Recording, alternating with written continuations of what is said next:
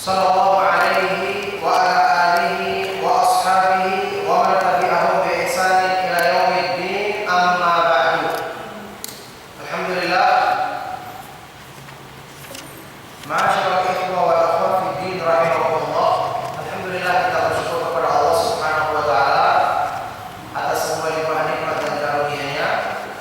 Alhamdulillah, kita bersyukur karena kita dipertemukan lagi di sore hari ini di Masjid Al-Mukarrabin atau Al-Mukarrabin yang mubarak, ya, insyaallah yang penuh berkah, dalam rangka talabul ilmi, menuntut ilmu, melanjutkan kajian kita membahas kitab Riyadhus Shalihin, ya, tulisan Al-Imam Abu Zakaria Yahya bin Syaraf An-Nawawi rahimahullahu taala.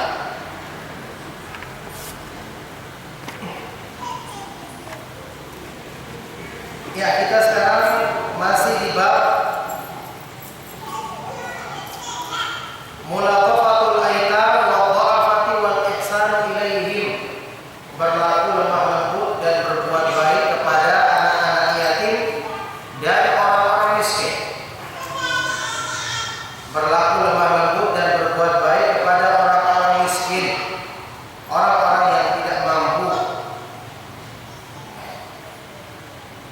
Setelah di pertemuan-pertemuan yang lalu telah kita baca beberapa hadis dari Nabi Shallallahu Alaihi Wasallam tentang keutamaan berbuat baik kepada orang-orang yang tidak mampu ini, apalagi anak yatim, ya, yang tidak punya tempat untuk, tidak punya orang tua yang memberikan perhatian kepadanya. Kita akan baca hadis yang berikutnya, hadis nomor 264 dari awal kitab.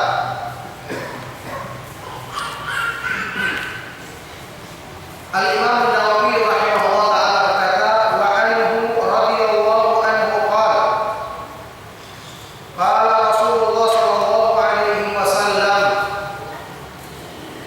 laisa al-miskinu alladhi tarudduhu tamratu wa tamratani wal luqmatu wal luqmatani wa innamal miskinu alladhi yata'affaf, muttafaqun alaih.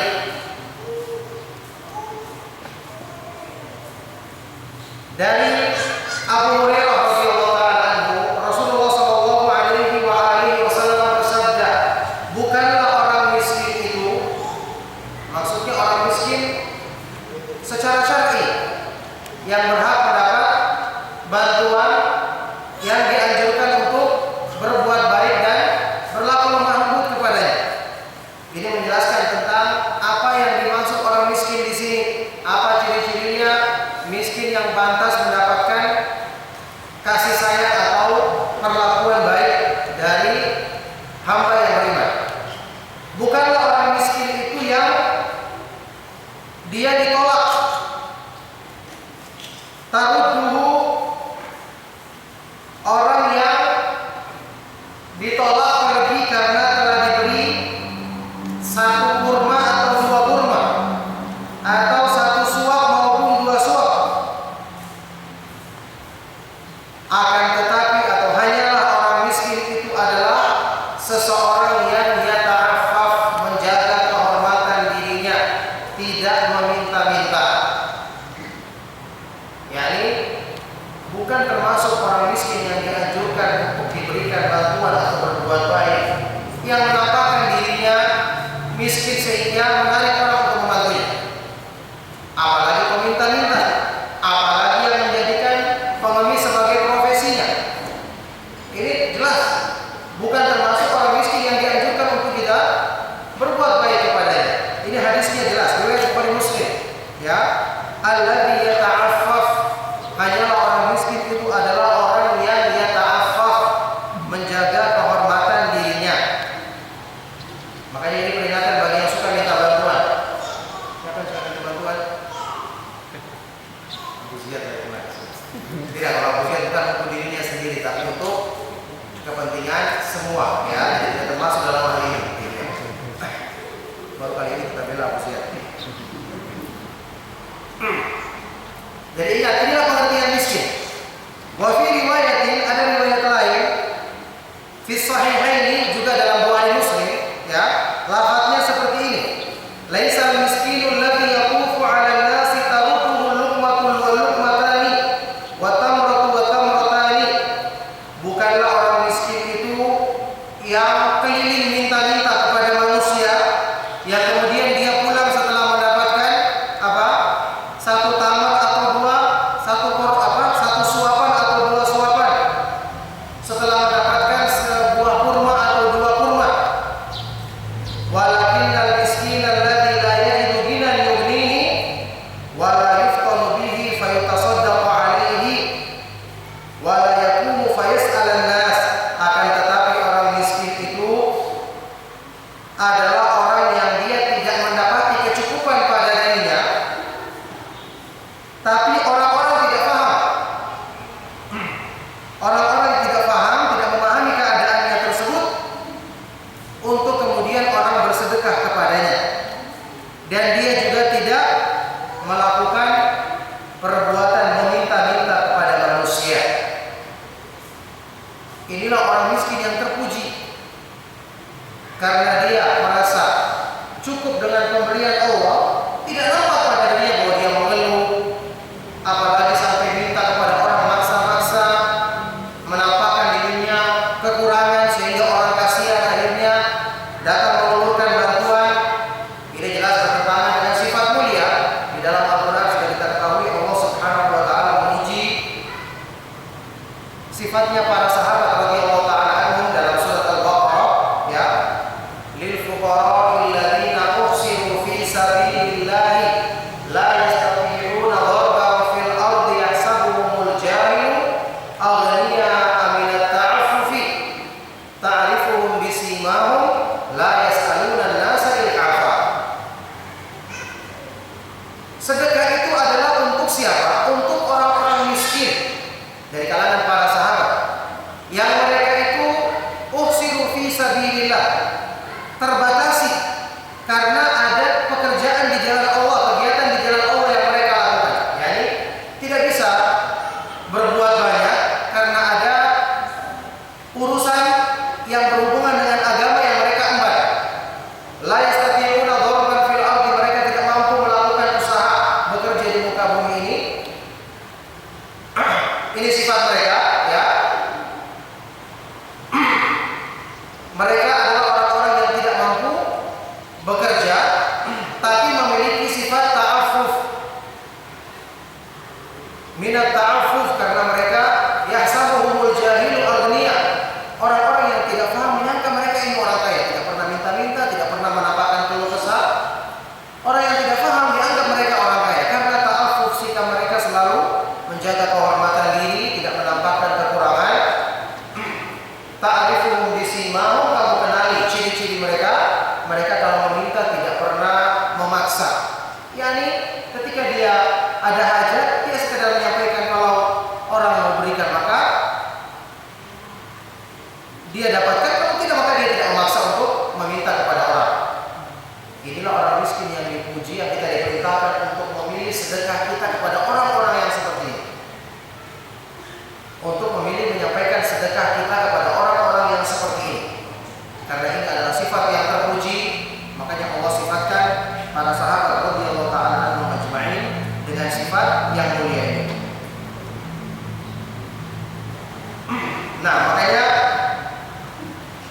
ini juga mengajarkan kepada kita bahwa sedekah itu tidak asal beri. Hanya karena kita menganggap orang ini butuh. Ya, namanya orang ketika mengajukan proposal, ya pasti kami sangat butuh. Kalau tidak diberi bantuan kami bisa mati besok. Pasti begitu kata-katanya. Ini namanya juga orang butuh. Dia akan gambarkan hal-hal yang yang paling parah dari keadaan diri mereka. Ini tidak diperbolehkan. Justru kalau memang dia adalah orang yang baik, maka dia menyembunyikan hal tersebut. Dan ini yang menjadi anjuran bagi seorang yang beriman yang ingin menempatkan sedekahnya di tempat yang paling utama. Dia berusaha mencari orang-orang yang seperti ini. Makanya memang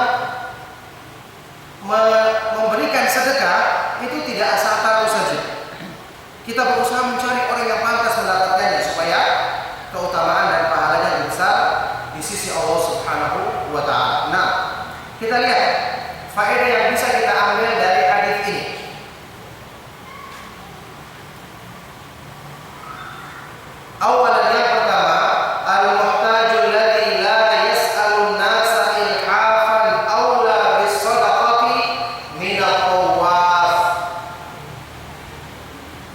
orang miskin,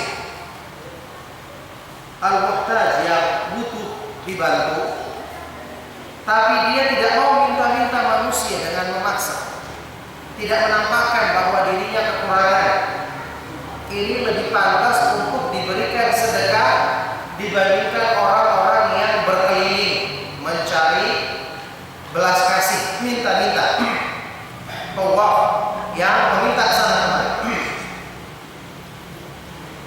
Tercela perbuatan tersebut.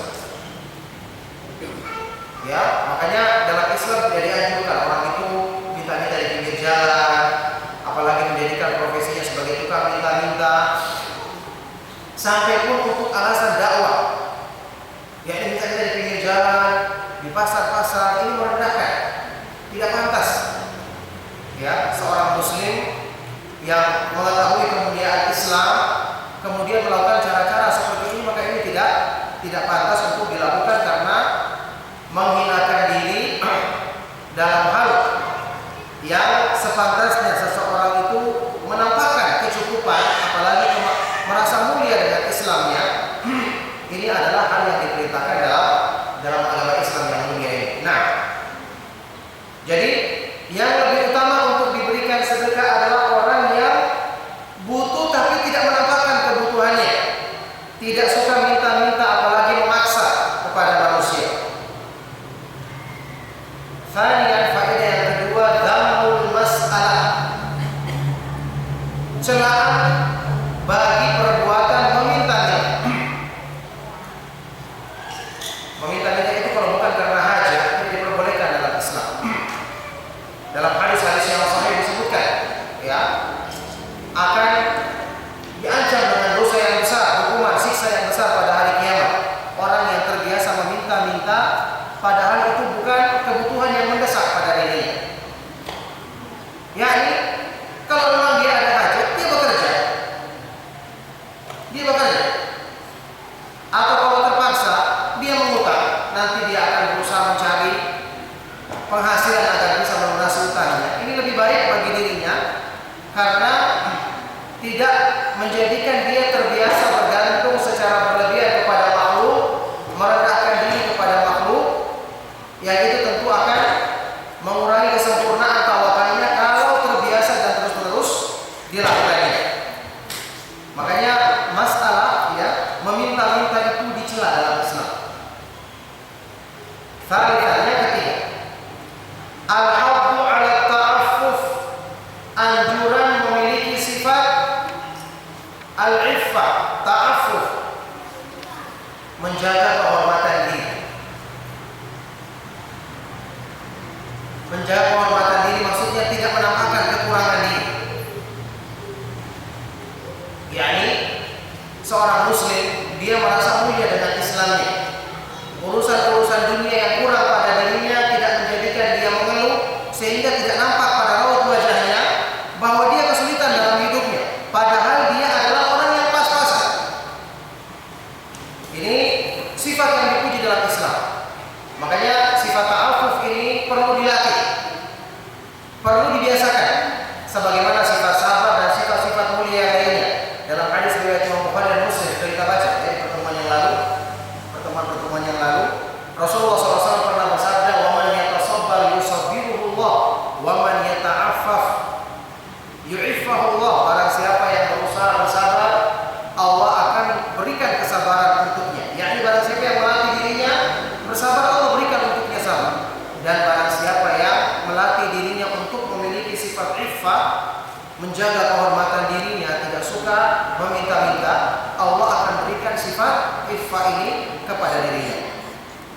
Makanya ini karena sifat mulia, maka kita perlu melatih diri kita untuk memilikinya. Rabi'an, yang keempat, al-maskanatu sifatun tumdahu idza lazamatha al-iffatu 'an-niswan was-sabru 'ala syiddah war-ridha bima qasama Allah.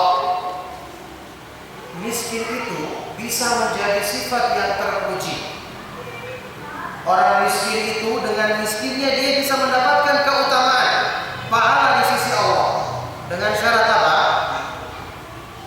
Jadi dia menjadi sifat yang tumdah, terpuji dengan syarat idza lazamatha, jika disertai dengan sifat iffah, menjaga diri dari meminta-minta. Menjaga diri dari meminta-minta, bersabar menghadapi kesulitannya, dan ridho dengan pembagian yang Allah berikan untuknya. Makanya orang seperti ini miskin tapi dia kaya dalam arti yang sesungguhnya. Sudah pernah kita bahas dalam hadis riwayat Tirmidzi, Rasulullah SAW bersabda, hadis hasan derajatnya, warḍa bima qasamallahu lak takun aghnan nas, ridhoilah pemberian yang Allah berikan untukmu, maka kamu akan menjadi orang yang paling kaya. Orang yang paling kaya. Inilah sifat miskin yang terpuji. Makanya miskin itu pemberian yang Allah berikan. Sebagaimana kaya, pemberian yang Allah berikan. Asalnya tidak dipuji, tapi kalau disertai dengan sifat-sifat mulia, miskin dia bersabar, menahan diri dari meminta-minta, selalu ridho dengan pemberian Allah, jadinya terpuji. Tapi kalau dengan miskinnya mengeluh, menampakkan kepada orang bahwa dia pantas diberi dan seterusnya, jadinya tercela. Sama dengan orang kaya, asalnya juga tidak dipuji. Tapi kalau dengan kekayaannya dia bersyukur, dia menggunakannya di jalan yang diridhoi oleh Allah, ya, maka ini menjadi terpuji. Tapi kalau dengan kekayaannya menjadikan dia sombong, lalai dari mengingat Allah, lalai dari berzikir, maka kekayaannya menjadi sebab celaan bagi diri orang tersebut. Na'udzubillah min dzalik. Baik.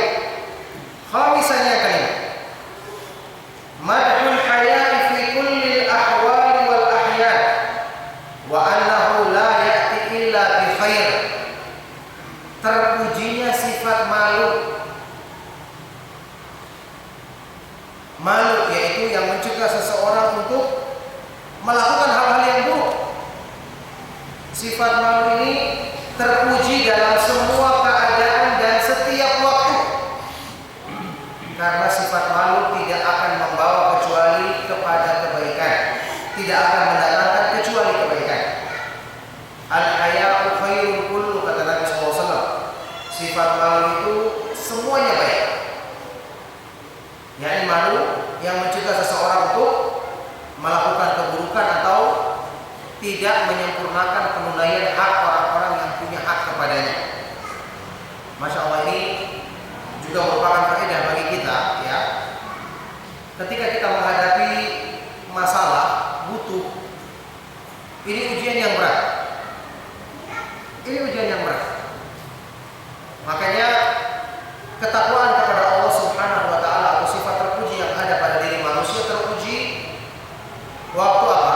Di waktu-waktu ada kepentingan. Waktu-waktu ada kepentingan. Terkadang dia kelihatan sebagai orang yang tegar, sabar. Ketika belum ada tawaran atau belum berhadapan mungkin dengan uang yang banyak. Dan begitu berhadapan dengan uang yang banyak, kelihatan sifat asli. Ya, yang tadinya dia terlihat sebagai orang yang jujur, kemudian berubah. Ketika dia sudah pegang uang banyak, apalagi yang berhubungan dengan titipan orang lain, ya, uang ini adalah uang dari orang lain yang dia adalah yang diberikan kepercayaan misalnya, akan kelihatan sifat asli. Ada sebagian orang bahkan ketika saya pernah menyampaikan amanah dari sebagian orang yang memberikan zakat. Setelah saya berikan zakat, apa pesannya? Ustaz, nanti berikutnya kalau ada lagi saya dipanggil ya, saya diberikan lagi. Orang ini saya nggak kasih lagi sekali, karena saya mengamalkan dari sini. Masa dia pesan, Ustaz nanti berikutnya kalau ada zakat jangan lupakan saya. Masya Allah. Ya, tadinya kita berikan dia karena kita menyangka dia tidak minta-minta. Dengan sifat ini, akhirnya subhanallah, kita tidak harapkan yang seperti itu terjadi. Meskipun juga orang itu butuh, tidak perlu seperti itu. Alhamdulillah, Allah Subhanahu wa taala ketika ingin menyampaikan sesuatu kepada hambanya, maka tidak ada yang bisa memalingkan dari Allah Subhanahu wa taala jika Allah menghendaki untuk hal itu sampai kepadanya, ya kan? Wa alam anna ma asabaka lam yakun liyukhti'ak wa ma akhta'aka lam yakun liyusibak. Apa yang akan menimpamu, yang akan kamu dapatkan tidak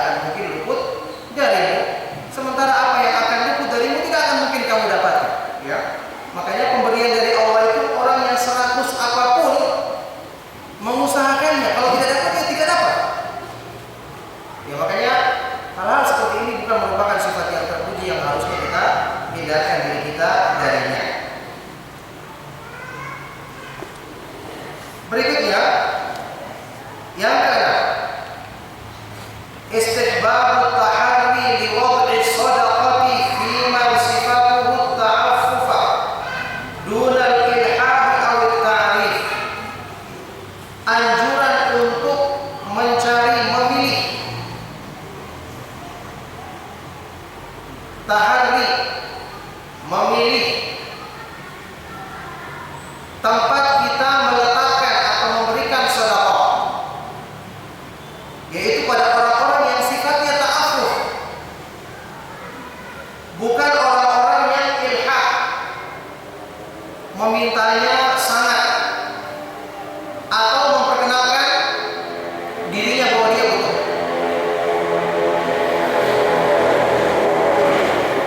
Yakni ada sebagian orang ketika misalnya ya dia mendapatkan kesempatan untuk dapat bantuan, dia ikhlaskan sekedarnya. Ya kalau diberikan kepada saya, insya Allah saya butuh dan berhak mendapatkan. Tapi ada lagi orang yang ketika menjelaskan, iya saya butuh karena saya begini, penghasilanku cuma seperti ini, saya keadaanku sangat begini, sangat butuh. Ada yang seperti itu. Nah, ini seseorang yang ketika menempatkan sedekah harusnya memilih mana yang lebih dekat kepada sifat ta'affuf. Ada sebagian orang ketika memberikan hanya yang dikenal saja, hanya yang berhasil memujuk dia saja, itu yang dikasih. Misalnya ini tidak benar, akhirnya nanti membuat orang yang meminta itu bergantung berlebihan kepada dirinya. Ya, makanya seorang itu misalnya, ya, kalau dia tidak punya kemampuan atau ada madharat yang dikhawatirkan membuat orang bergantung kepada dia, buat apa dia harus menyerahkan sedekahnya misalnya sendirian? Tidak ada keutamaannya, bahkan ketahuan. Ya, Islam kan menganjurkan kita untuk memilih tempat bersedekah. Kemudian orang yang bersedekah juga perlu mengusahakan dirinya agar terjaga dari sifat tercela. Subhanallah, kita sudah bersedekah banyak-banyak, gugur hanya karena sifat riya yang ada dalam diri manusia. Gugur karena satu pujian misalnya, disebabkan kita bersedekah ketahuan nama kita. Alangkah baiknya dititipkan sama seorang teman, antum carikan tolong, tidak perlu sebutkan nama saya. Dengan sebab seperti itu, teman ini bisa mencari sesuai dengan yang memenuhi syarat dalam syariat tentu saja, atau paling tidak dia menjadikan orang yang bersedekah asal ini terlindungi dari kemungkinan riya. Iya kan, dengan dia tidak dikenal, alhamdulillah dia tidak perlu mendapatkan pujian. Ketika bertemu dengan orang yang tadi mendapatkan sedekah dari dia, tidak perlu orang itu berbasa-basi atau orang itu nantinya bermuka manis di hadapannya. Ya, ini bergantung berlebihan karena mempertimbangkan dia yang memberikan sedekah misalnya. Banyak masalah-masalah yang terjadi kalau sedekah itu berusaha untuk disembunyikan. Dengan menghindari hal-hal yang buruk seperti ini akan menjadi semakin bermanfaat. Ya, ada sebagian orang dia menyangka kalau dia itu punya jasa, ada kebaikan karena orang akan menghormati dia. Justru ini akan di saat-saat tertentu menjadi mudarat bagi dirinya. Kenapa? Sifatnya manusia, ya, terhadap orang yang punya jasa itu biasanya dia segan. Kalau dia salah pun mau ditegur segan. Akhirnya kesalahannya akan dibiarkan. Jadi justru tidak mendatangkan kebaikan bagi dirinya karena dia dihormati tentu dengan penghormatan yang salah dari kalangan manusia.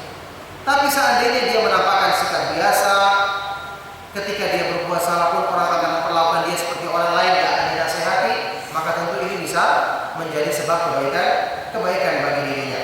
Makanya memilih tempat untuk memberikan sedekah orang-orang yang punya sifat terpuji ini manfaatnya besar, ya. Di samping orang-orang yang terpuji sifatnya seperti ini, setelah dia mendapatkan sedekah dia mendoakan kebaikan untuk kita. Subhanallah, ini merupakan sebab keutamaan yang besar, mendoakan pengampunan, mendoakan istiqomahnya kita. Doanya orang-orang yang lemah seperti ini itu bisa jadi merupakan sebab kebaikan yang yang didambakan oleh seorang hamba. Ya, sudah kita baca kemarin hadis Rasulullah SAW yang menyebutkan innama tunsawuna bidu'afaikum wa ahlil faqri minkum. Hanyalah kalian ditolong dengan orang-orang yang lemah dan miskin di antara kamu. Ya, ini ditolong dengan apa? Dengan doa mereka.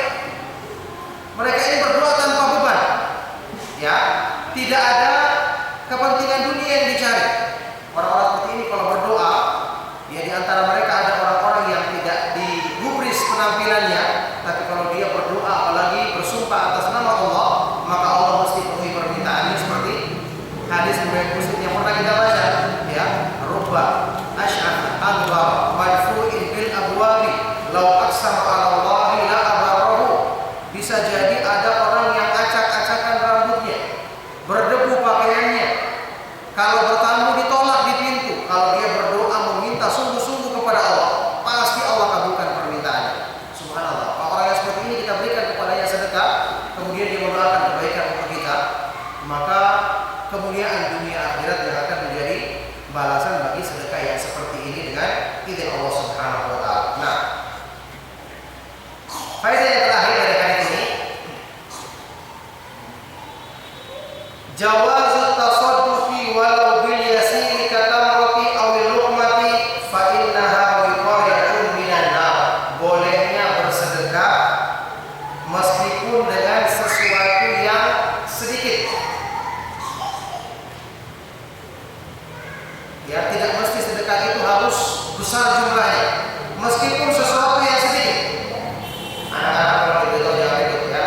Ibunya anaknya dilarang jangan ribut. Bolehnya bersedekah meskipun dengan sesuatu yang sedikit, misalnya sebuah kurma atau satu suap nasi. Ya, ini sesuatu yang sedikit. Karena yang sedekah yang seperti ini termasuk pelindung dari azab neraka.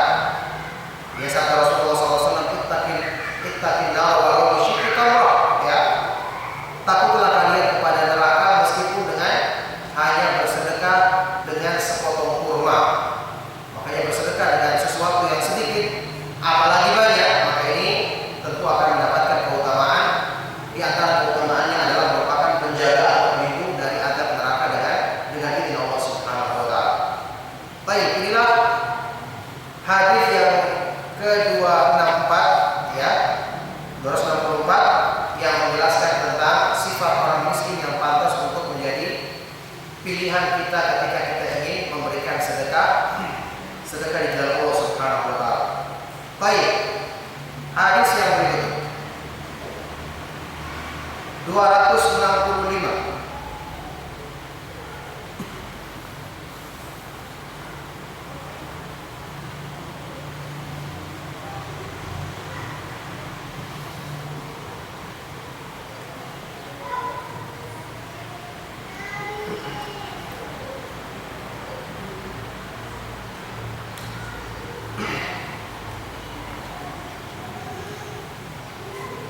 Ya.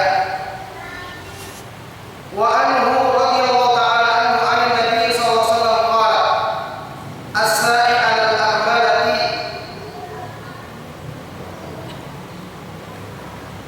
wal miskini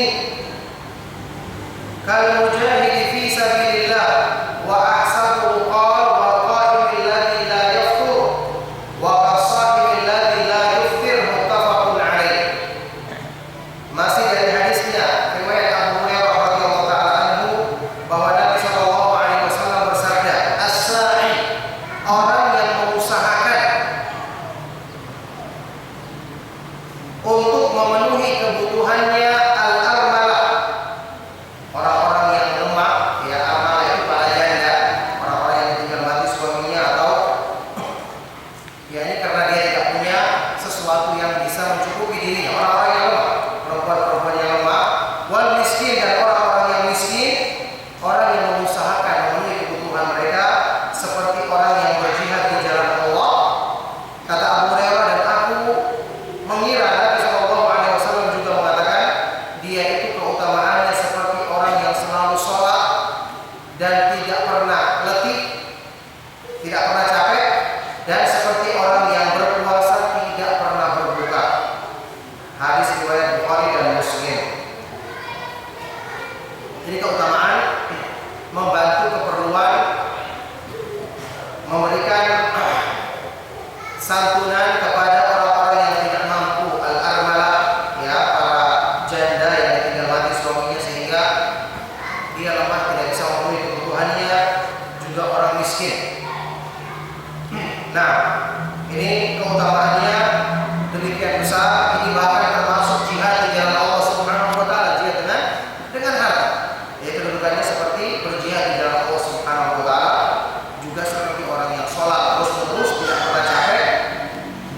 berpuasa terus-menerus tidak pernah berbuka.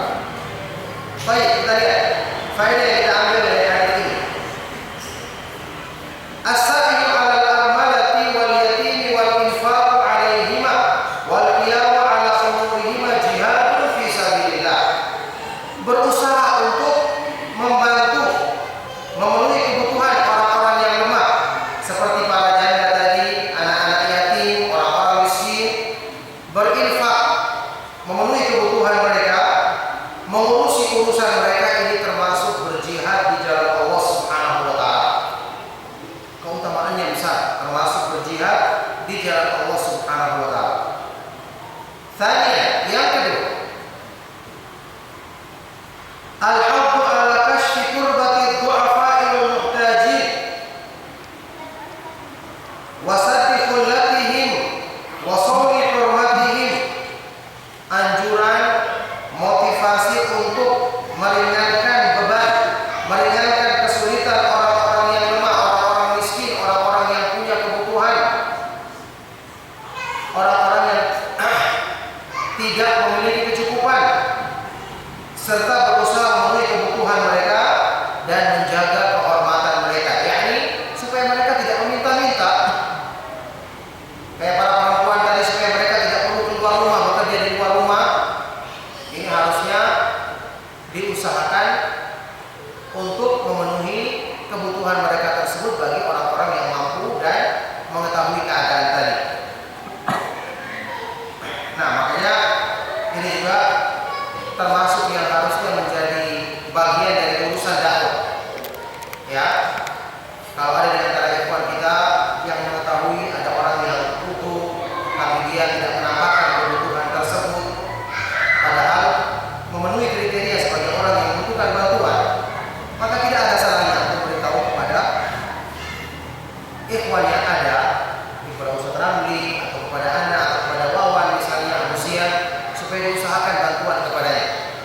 Ya. Kalau Abu Zian tidak mau, laporkan kepada yang lain misalnya, ya.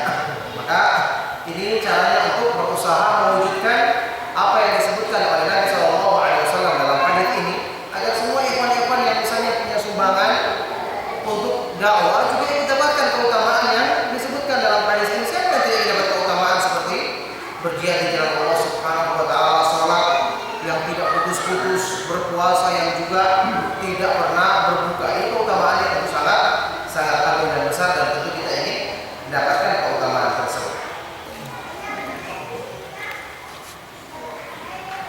Baik.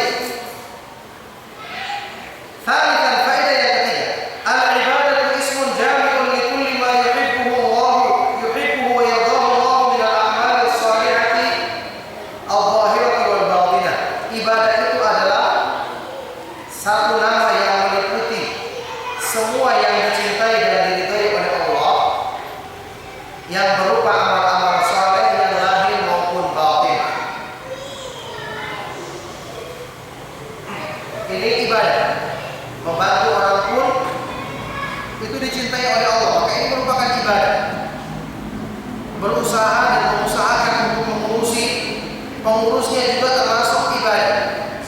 Memberikan perhatian dengan melihat ada seorang yang butuh kemudian dilaporkan atau diusahakan supaya ada bantuan kepadanya, juga ini merupakan ibadah yang keutamaannya besar seperti ini. Makanya masing-masing kita berlomba dalam keutamaan ini untuk mendapatkan bagian dari pahala yang dijanjikan dalam hadis yang sahih. Nah, rabi'an yang keempat,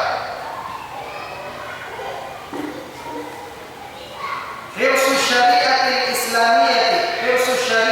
islamiyati ala tadammunil muslimina wa takafulihim wa ta'awunihim hatta yashtadda al-bina'ul islami wa yasmaha al-liwa'ur rabbani.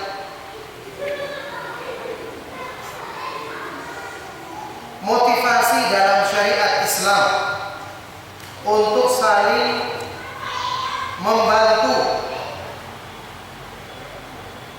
dan mencukupi kebutuhan kaum muslimin, saling tolong-menolong bersama kaum muslimin, saling menanggung kebutuhan mereka, supaya bangunan Islam menjadi kuat, supaya bendera dakwah Islam semakin tegak. Makanya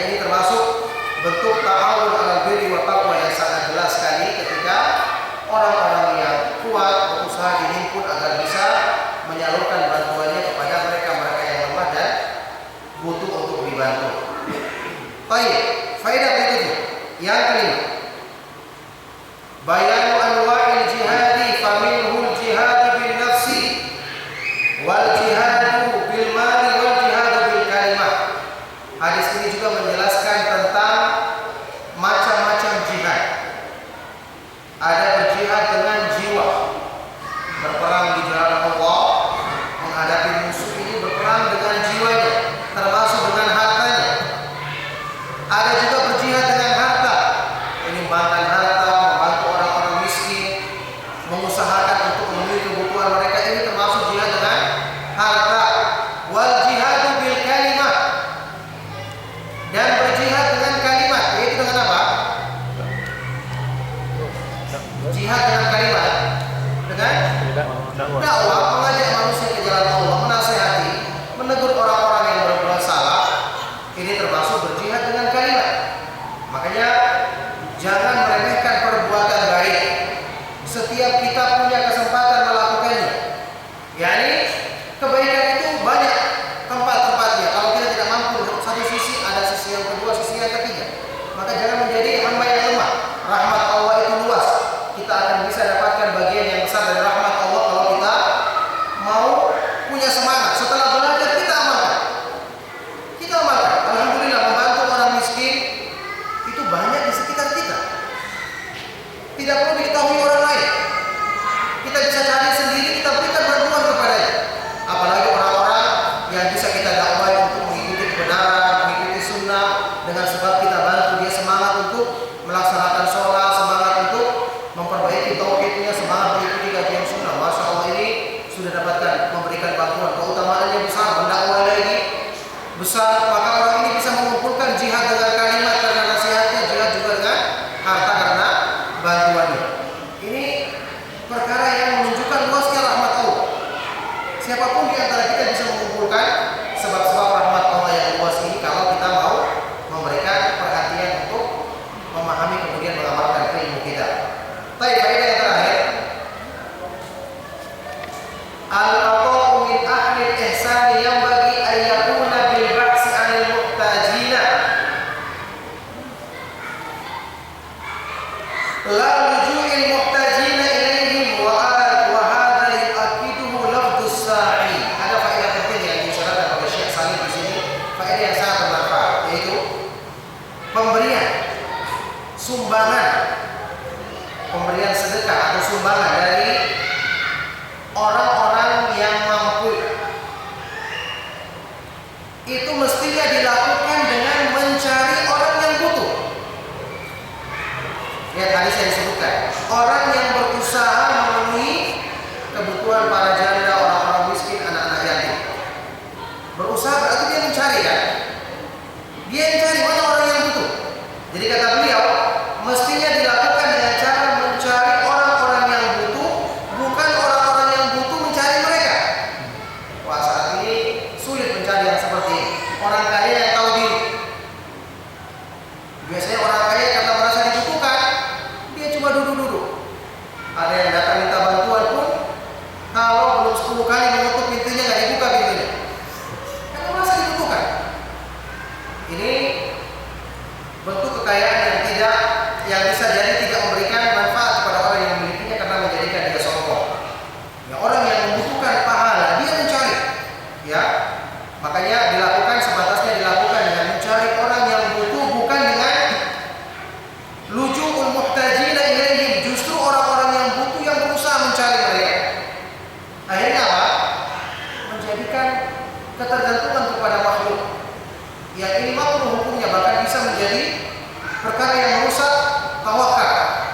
Tapi coba kalau orang-orang yang mampu mencari, akhirnya orang miskin kan tidak perlu minta-minta kan dicela. Nah sekarang karena orang-orang kaya tidak menunaikan tanggung jawab mereka sebagaimana mestinya, jadilah orang-orang miskin, apalagi orang-orang miskin yang lemah imannya, sudah meminta-minta, bersandar secara berlebihan kepada makhluk, akhirnya jatuh kepada perkara yang diharamkan. Ketika diberikan pun hartanya juga tidak menjadi sebab keberkahan, pahalanya sudah berkurang karena sudah diiringi dengan merasa dia yang pantas didatangi, ada kesombongan di situ. Orang yang meminta pun juga akhirnya meminta-minta, melakukan perbuatan yang tercela, tidak menjaga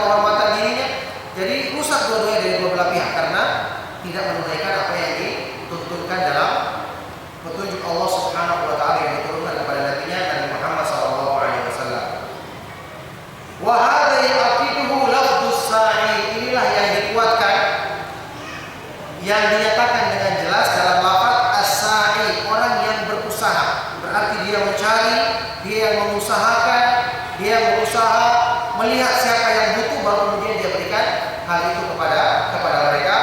Nah, makanya ini juga merupakan perkara yang dianjurkan kepada orang-orang yang kaya untuk mencari yang seperti ini, supaya tidak memaksa orang-orang yang punya kebutuhan akhirnya meninggalkan sifat ta'affuf, ya, menjaga kehormatan diri mereka karena kebutuhan yang mendesak.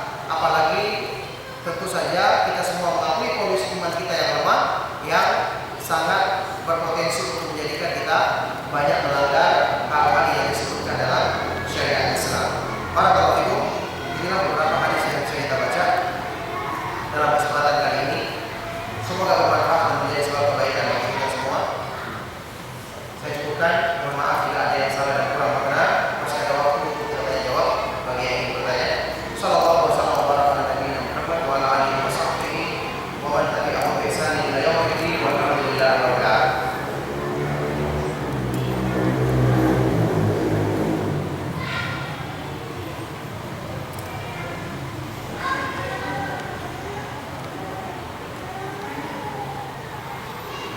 Ada pertanyaan?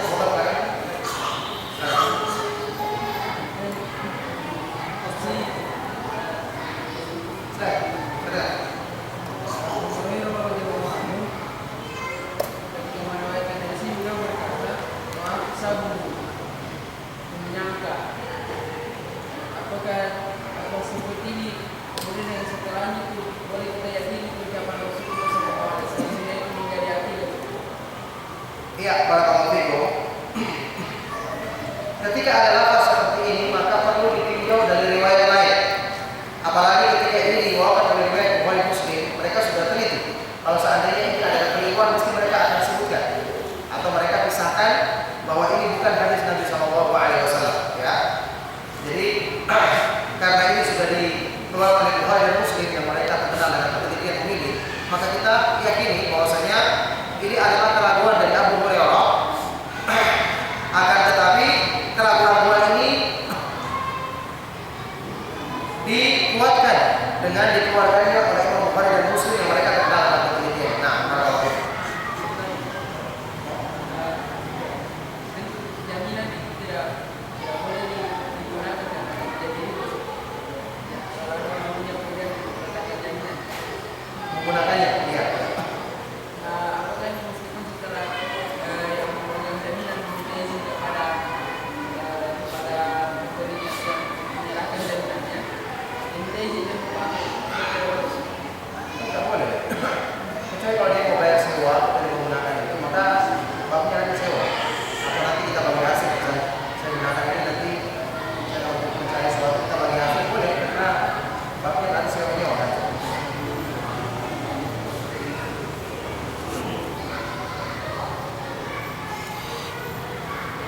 Ada yang lain Pak?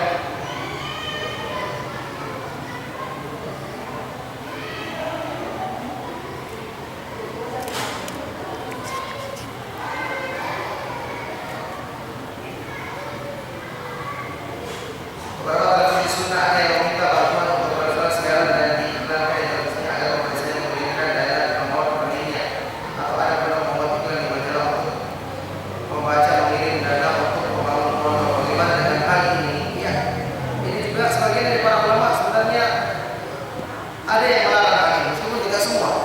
Ya, ketika beberapa ulama ditanya bagaimana hukumnya meminta bantuan proposal misalnya untuk pondok, untuk masjid atau kegiatan dakwah, mereka mengatakan kalau kita ajukan kepada pihak yang memang mengumumkan dirinya memberikan bantuan, maka ini tidak termasuk meminta karena dia sendiri yang menawarkan. Bagi yang ingin meminta bantuan silakan ajukan proposal misalnya, itu kan kita tidak minta tapi dia menawarkan. Tapi kalau mengajukan hal seperti ini disebarkan kemana-mana, kata sebagian dari para ulama, kalau seandainya kita bisa mencukupkan diri dengan yang ada tanpa perlu minta-minta, maka itu lebih baik.